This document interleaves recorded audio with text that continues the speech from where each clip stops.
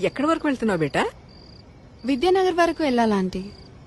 నేను అటువైపే వెళ్తున్నాను. నా కారు ఇప్పుడు నన్ను పికప్ చేసుకోవడానికి వస్తుంది.